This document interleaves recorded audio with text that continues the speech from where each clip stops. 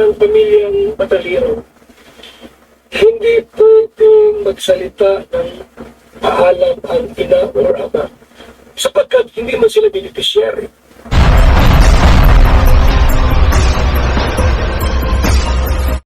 Hindi kaya naging komplikado itong naging pahayag, no, ni Val Santos Matubang regarding sa sinasabing pagpapaalam daw ng mga magulang ni Beyonce sa kay Kalinga Prab, no? Dahil gusto na raw umalis, no? And it's because of so many speculations, like dahil hindi raw pumunta ng Korea, hindi nakasama ng Korea. So, may iba na hindi naniniwala, excuse na lang yung pagkakasakit, but there are some proof na pinakita si Dr. Lab, no? And because of this, yun, ang dami ng mga kwentong lumabas. At isa nga rito, yung pagpapaalam daw ng magulang ni Beyonce kay Kalinga Prab through message, no? Messenger lang daw po, nag-message lang. Pero iba naman po yung naging pananaw ni Val Santos Matubang. So yun po yung ating bibigyan ng reaction sa content ko na to at ating opinion. But bago po ako magpatuloy, welcome sa aking channel. Kung bago pa lang po kayo sa aking channel, please don't forget to like, share, and subscribe na rin po. Yung pakihit ng notification bell para maging aware kayo sa aking mga upcoming content. Any comment, suggestion, recommendation, leave it on our comment section. Issue lang po tayo, walang personalan. At matuto po kayong mag-fact check para hindi po kayo mapagsabihan ng fake news. So, yun nga, nagsalita na rin si Val Santos Matubang regarding dito sa issue ng pagpapaalam ng mga magulang or ng nanay ni Beyonce, no? Sa kay Kalinga Prab. At yun ay dinaan lang daw sa text. So, ang naging tugon dito ni Val Santos medyo iba sa iniisip ng karamihan. Okay, kung ano ma po yun, allow me to play that portion ng video ni Val Santos Matubang explaining his own reason about this matter. Reaction, video. Pero sa beneficiary po, walang ganong pagpapaalam. Dahil ikaw ang tinutulungan. Sa part ito ng pamilyang Batalero, hindi pwedeng magsalita ng paalam ang ina or ama sapagkat hindi man sila beneficiary.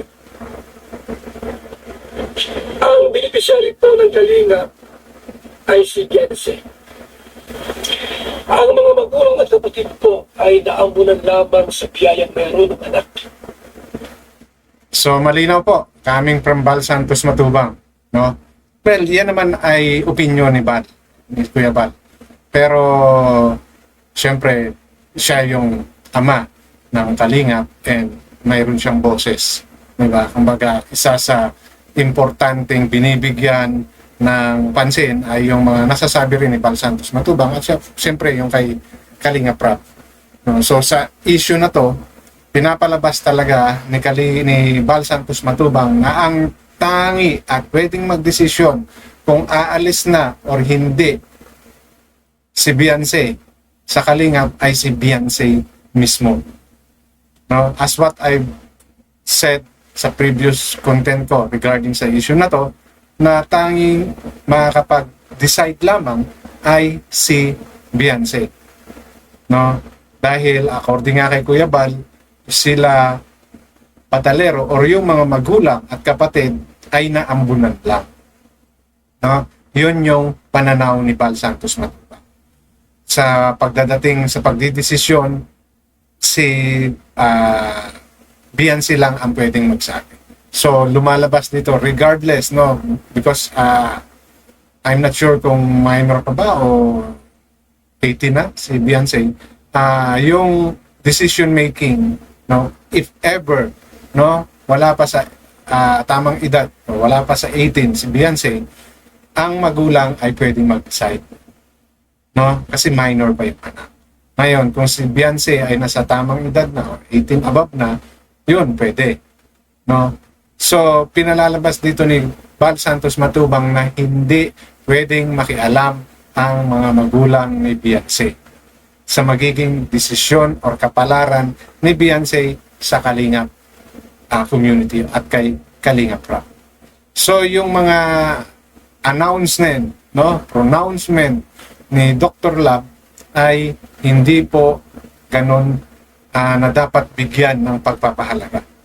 Dahil kahit na mga magulang yan, this is according kay Bal Santos Matubang, si BNC lamang ang pwedeng mag-decide. No? Kahit ang mga magulang niya ay hindi pwedeng mag-decide.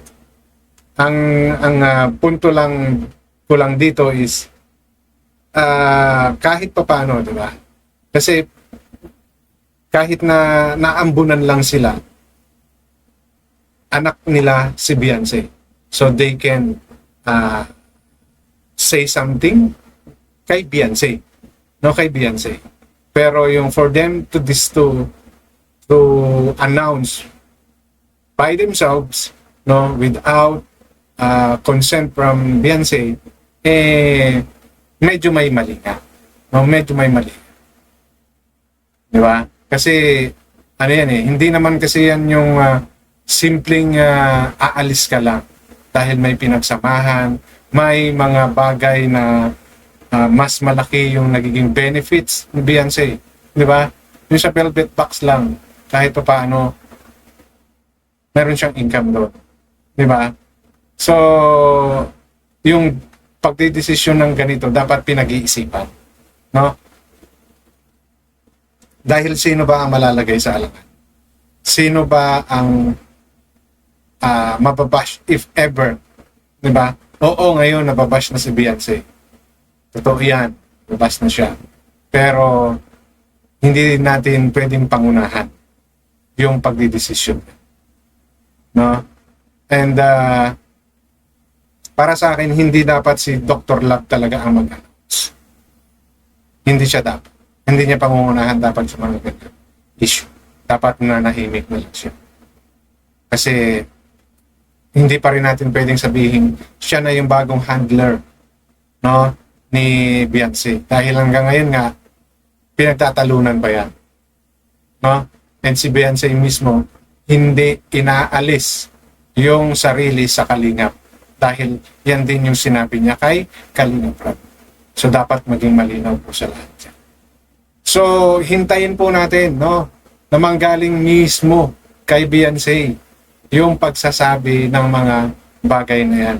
Hindi po natin dapat yan pangunahan. Pero para nga kay Bal Santos Matubang, no, tanging si Beyonce lang ang pwedeng makapag-decide whether to live or not. Dahil wala naman silang kontrata. No, yan pa sinasabi ni Beyonce, ay ni Kalinga Prab. Wala naman silang kontrata, wala silang pinirmahan para magpaalam. No, yun nga yung pinapalabas pa ni Bal na bakit siya magpapaalam. Diba, kung ayaw niya, pwede namang wag na. Umalis na sila. Diba, parang yun yung gustong iparating ni Bal Santos Matubang. Na pwede namang hindi magpaalam si Beyonce. Pero, of course, ano naman yun, parang for respect. Diba? Dapat magpaalam ng maayos. Okay?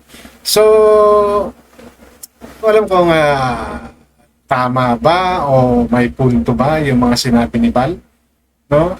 At some point meron naman, no? Pero yung respect kasi, no? Yung respect kay Kalinga Prab, yun yung mas iniisip ng karamihan and para magkaroon ng closure na maayos. Diba? Para magkaroon ng closure na maayos. Let's say, basta na lang umalis or umayaw si Beyonce, no? Na hindi man lang sila nag-uusap ng maayos, sinong lalabas na masama? Si Beyonce. So, for me, it's better to have a formal, no, a separation. Diba? Yung maging maayos ang paghihiwalay. Okay? So, yun na po yung gusto kong share sa content ko na to. And, issue lang ba tayo? Walang personalan. Matuto po kayo mag-fact check para hindi pa kayo magpagsabi fake news. Hanggang dito na lamang. Maraming salamat.